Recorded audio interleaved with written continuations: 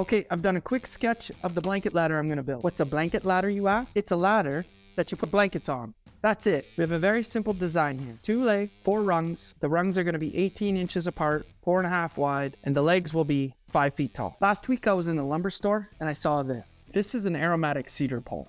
When you're making anything that's gonna have fabric stored on it or in it, you can use aromatic cedar. It'll keep the moths away, says Google and my grandma.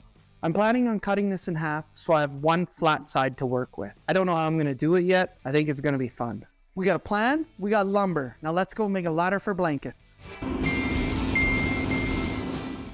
The pole I showed you earlier was one that I had already cleaned up.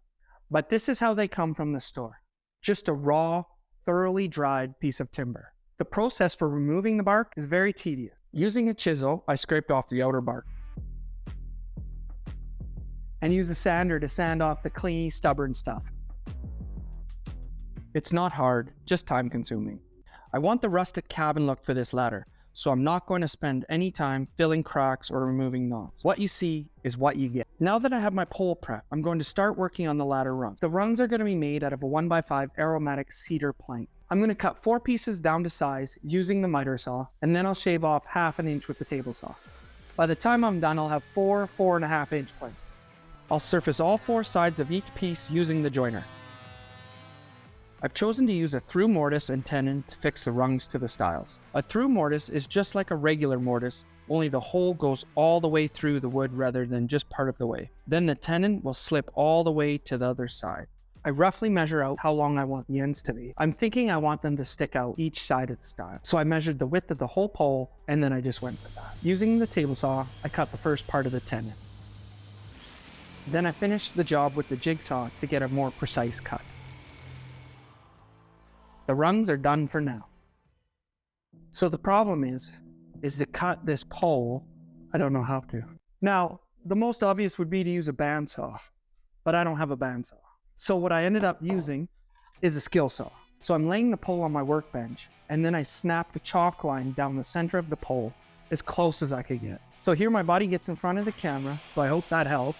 But what I've actually done is clamp the pole down. I cut one side and then the other. All in all, I've made 4 cuts down the pole. Good job, me.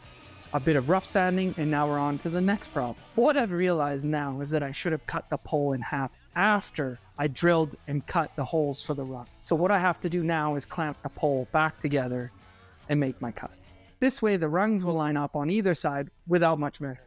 I'm using a 3/8 hole saw to get the hole started for the through mortise. I'm placing the holes every 14.5 inches. Holes done, I can unclamp the pieces. I have my holes, so now I'm going to cut out the mortise with my jigsaw.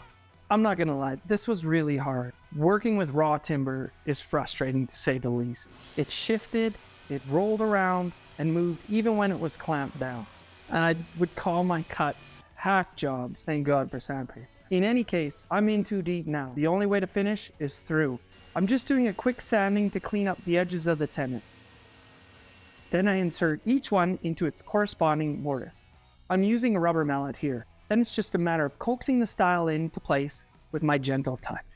That's a joke. I set it on top and I had to squish it together with my clamp. And as I squished, it creaked and cracked and I thought I was going to break. You'll notice that the pole is pretty bold, so forcing it square took some elbow grease. So because the poles wanted to pull away from each other, I needed to create some tension from the opposite direction to keep the whole ladder from popping apart when I let go of the clamp. I'm choosing to go with some 1/2 inch dowel, so I'm going to cut them to length at about 1.5 inches. Then I drill holes through the rung tenons that sit flush up against the stile.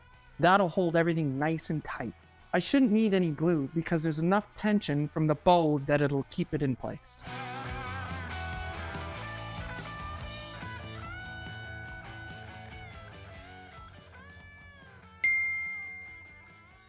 I'm not putting any sealant on this. Cedar does not like any film finish that clings. In fact, it'll peel off over time, especially used outside in the sunlight.